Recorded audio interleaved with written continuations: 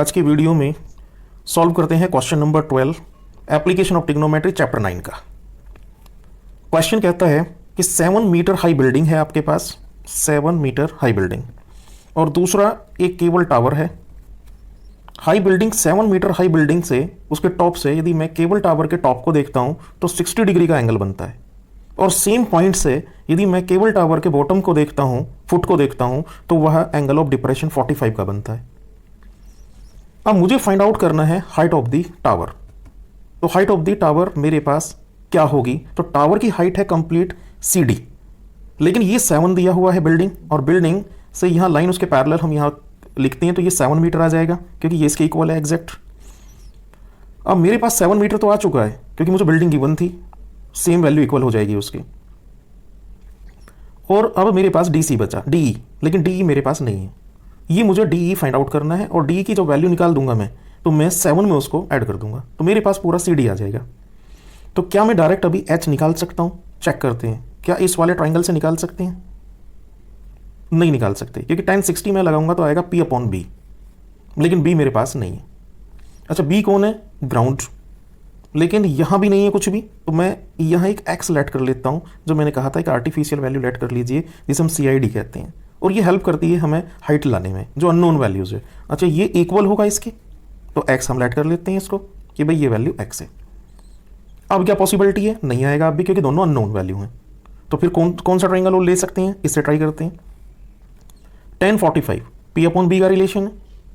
Building मुझे 7 metre दी है, base मेरा X है, लेकिन मेरे पास X वैल्यू पहले निकलेगी, मैं उस वैल्यू को यहाँ यूज़ करूँगा, तब मेरे पास हाइट आएगी, और उस हाइट को मैं 7 मीटर में ऐड कर दूंगा, कंप्लीट मेरे पास केबल टावर की हाइट आ जाएगी। तो मुझे केबल टावर की हाइट निकालने के लिए सबसे पहले फोकस करना पड़ेगा X पर, कि X की वैल्यू कैसे निकले। तो मैं सबसे पहले इस ट्राइंगल को लेता हूँ, इन ट्राइंगल AED, और एंगल E = 90। tan 60 क्योंकि P/B का रिलेशन आ रहा है, tan 60 DE/AC, DE H और AE X। tan 60 की वैल्यू √3 H/X। X की वैल्यू निकाल लेते हैं, H/√3, इक्वेशन फर्स्ट। काफ़ी क्वेश्चनों में हमने ऐसा किया है। एंड ट्राइंगल सेकंड लेते हैं, ABC, क्योंकि मुझे यहाँ से X मिलेगा, तो ट्राइंगल ABC 90। tan 45 = P/B, 7 मतलब PAB है और बेस है BC, तो 7/X। tan 45 1, 7/X, cross multiply 7, 2, दो इक्वेशन निकल गई from equation 1 and 2। From equation first and second equate कर दीजिए, क्या वैल्यू निकलती है? H/√3 = 7, और H की वैल्यू 7√3। H की वैल्यू 7√3 है, और √3 की वैल्यू रख सकते हैं 1.732, ऐसे ही छोड़ देते हैं, 7√3 मीटर, क्योंकि अभी कंप्लीट हमें जो निकालना है वह कंप्लीट हाइट निकालनी है, हमें निकालना है CD, लेकिन अभी हमने निकाला है केवल DE H की वैल्यू, तो फाइनल आएगी तभी देखते हैं उसकी क्या वैल्यू रखनी है। तो निकालिए ज़रा height of cable tower. Therefore height of cable tower के लिए मैं पूरा बोलूँगा CD। अब CD को मैं लिख सकता हूँ CE + ED। CE की वैल्यू 7, और H हमने भी निकाला था ED, और ED की वैल्यू है 7√3। 7 कॉमन कर लें तो 1 + √3, यस, √3 की तो वैल्यू रखनी ही पड़ेगी। 7 1 + 1.732, 7 2.732, और 7 की इसमें मल्टीप्लाई कर दो, तो मल्टीप्लाई करके आएगा 7 2 14, ये हो जाएगा 421.19, तो 19.124 मीटर। सी डी आपने फाइंड आउट कर दिया है, हाइट ऑफ केबल टावर। यही इस क्वेश्चन में फाइंड आउट करना था। क्वेश्चन नंबर 13 देखते हैं। 13 क्वेश्चन कहता है कि 75 मीटर हाइट का एक लाइट हाउस है।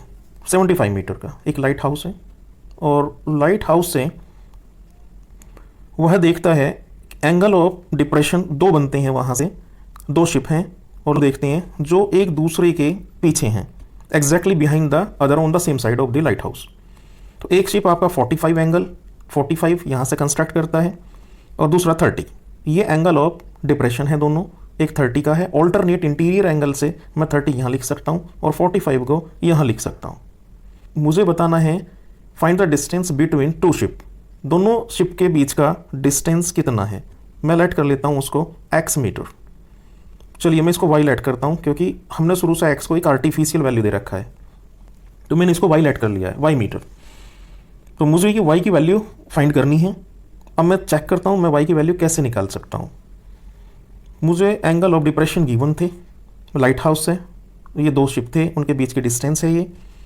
क्या पहले वाले ट्राइंगल से पॉसिबल है y निकलना? नहीं, पहले से तो इसका इन्वॉल्वमेंट ही नहीं आ रहा। दूसरे से ABD आ सकता है, रिलेशन बनता है क्योंकि हाइट हमें 75 दी है और बेस हमारे पास DB है, निकल सकता था, लेकिन मेरे पास CB नहीं है। जब CB नहीं है तो याद करिए हम पिछले क्वेश्चनों से एक ही बात कहते आ रहे हैं कि इसको आर्टिफिशियल एक वैल्यू नग का नाम देते हैं x मीटर, जिसका नाम CID है। और छोटे वाले ट्राइंगल से भी हम x की वैल्यू निकाल लेंगे और बड़े से भी, और फ्रॉम इक्वेशन 1 2 कर देंगे तो हमें y की वैल्यू मिलेगी। यही हमारा एम और टारगेट है। सॉल्व करते हैं छोटे ट्राइंगल को लेके।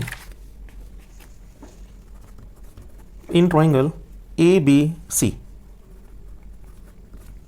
B is 90, तो 1045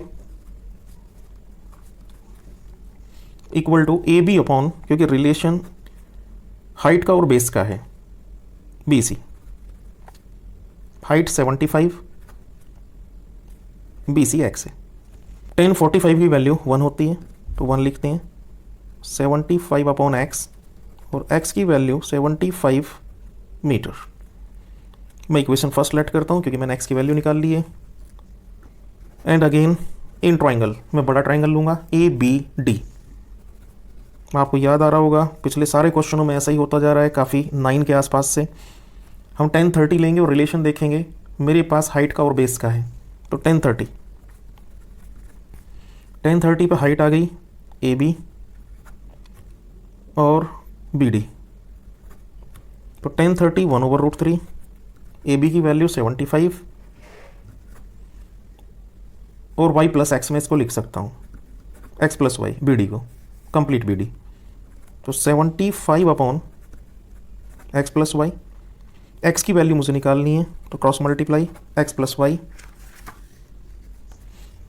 इक्वल टू 75√3। x निकाल दीजिए तो 75√3 माइनस वाई, नंबर 2। अब देखिए ज़रा, ये भी first equation value of x and the second is value of x from equation 1 and 2 equate करिए। क्या लिखा जा सकता है? 75 इक्वल टू x की वैल्यू 75√3 माइनस वाई, वाई इधर आ जाएगा पॉजिटिव और 75 को इधर ले जाओ तो 75√3 माइनस 75 को कॉमन ले सकते हैं तो √3 माइनस 1। या तो आंसर यदि यहाँ दिया है तो आप आंसर छोड़ दीजिए यहीं, अदरवाइज़ यदि √3 की वैल्यू आपको गिवन है तो रखिए 1.732 माइनस 1, तो 75 इंटू 1 लेस हो जाएगा 0.732 और 75 का इसमें मल्टीप्लाई कर दीजिए। अप्लाई किया जाए तो ये वैल्यू आ जाती है 54.9 मीटर। और ये दोनों जो डिस्टेंस थी ये दोनों शिप के बीच की थी। आप यहाँ एक सेंटेंस लिख दीजिएगा, hence distance between two ships is equal to 54.9 meter. Question कहता है कि 1.2 मीटर की एक गर्ल है जो किसी उड़ते हुए बैलून को देखती है और वह एंगल, उसकी आइज से उस बैलून का एंगल 60 डिग्री है। लेकिन after some time angle of elevation जो होगा वह रिड्यूस हो जाता है 60 से 30। कुछ समय के बाद बैलून यहाँ से यहाँ पहुँच जाता है, तो 60 से 30 एंगल रिड्यूस होगा। और हाइट जो दी गई है ग्राउंड से वह 88.2 मीटर की ग्राउंड से हाइट है बैलून की। अब मुझे जो फाइंड करना है distance travelled by the balloon during the interval, कुल मिलाकर के कि यहाँ से यहाँ तक की जो डिस्टेंस है वो क्या होगी, मुझे ये फाइंड करना है। तो सपोज करिए कि मुझे जो वैल्यू निकालनी है वो y है, मैं लेट कर लेता हूँ। और y कब तक नहीं निकलेगा, देखिए बड़े ट्राइंगल में मैं इनके नाम रख देता हूँ A, B, C, D और E। अब मैं यहाँ से देखूँ इसको कि मुझे y निकालना है, तो इस ट्राइंगल से भी मेरा y नहीं निकल पाएगा क्योंकि मेरे पास हाइट तो है, ये कंप्लीट हाइट है ग्राउंड से, और मैं उसमें से गर्ल की हाइट को माइनस कर दूंगा तो मेरे पास 87 रह जाएगा, 87 मीटर। लेकिन प्रॉब्लम है कि मेरे पास ये वैल्यू नहीं है, क्योंकि पूरे ट्राइंगल को मैं यूज़ करता हूँ तो y तभी निकलेगा जब मेरे पास ये वैल्यू होती। ये वैल्यू मेरे पास नहीं है, यहाँ से यहाँ तक की वैल्यू, इसे मैं कह रहा हूँ AC, मतलब AC मेरे पास नहीं है। तो मैं उसको एक आर्टिफिशियल वैल्यू x लेट कर लेता हूँ, जिसे मैं बार बार आपसे CID बोलता हूँ।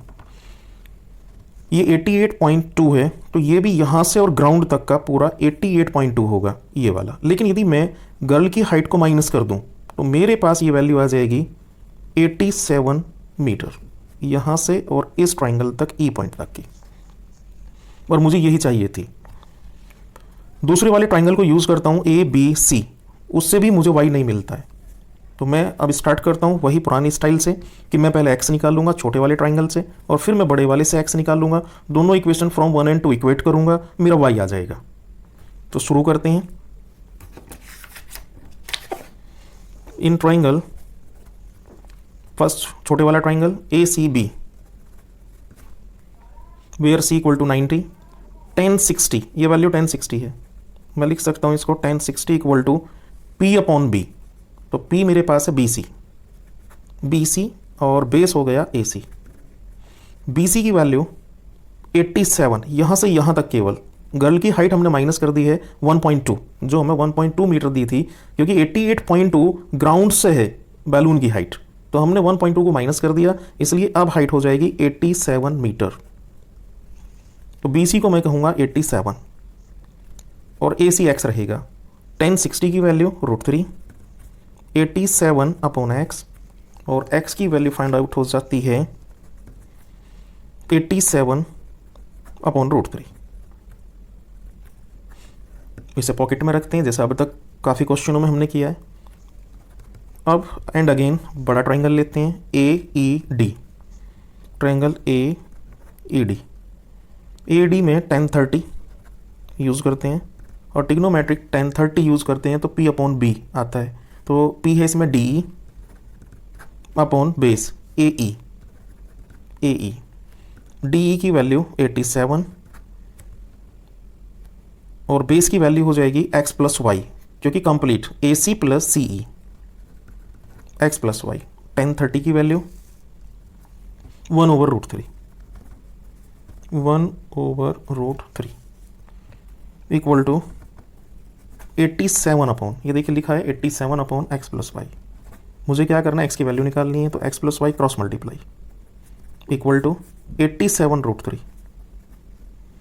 x की वैल्यू फाइंड आउट कर लीजिए, 87√3 माइनस वाई, सेकेंड इक्वेशन। वही सेम पुराना style from equation 1 and 2, from equation 1 and 2 क्या वैल्यू आ जाएगी 87 अपॉन √3 इक्वल टू, नेक्स्ट में 87√3 माइनस वाई। इस y को इधर ले आएँ LHS साइड तो पॉजिटिव हो जाएगा, और 87√3 वहीं रखिए और इसको राइट हैंड साइड ले जाएं, तो 87 अपॉन √3 इक्वल टू 87 कॉमन कर सकते हैं, या रेशनलाइज कर लिया होता तो ये कैंसिल हो सकता था, चलिए कोई बात नहीं। 87 कॉमन, √3 माइनस 1 अपॉन √3, एलसीएम करते हैं इसमें। 87 तो ऑलरेडी पहले से ही बाहर है, इक्वल टू √3 जब एलसीएम लेंगे तो यहाँ 3 होगा, 3 - 1, तो सिंप्लीफाई करके कुल value 87 upon √3 into 2, upon √3 into 2। लेकिन √3 को नीचे तो नहीं छोड़ा जा सकता, क्या करें, इसको रेशनलाइज कर लें। तो चलिए रेशनलाइज कर लेते हैं। ये y की वैल्यू थी, तो y इक्वल टू 87 इंटू 2, दोनों का मल्टीप्लाई कर लेते हैं। अभी 2 इंटू 87 लिखिए और √3 की ऊपर नीचे मल्टीप्लाई कर दीजिए, न्यूमरेटर में भी और डिनोमिनेटर में भी।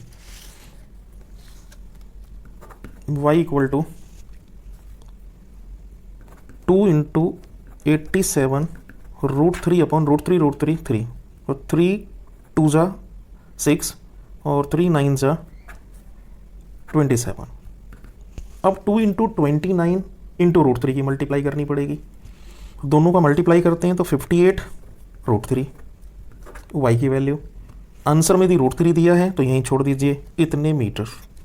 तो आपने ये फाइंड कर दिया कि डिस्टेंस है, यहाँ लिख लीजिएगा कि distance travelled by the balloon during the interval, और यही आंसर फाइंड आउट करना था, 58 √3 मीटर।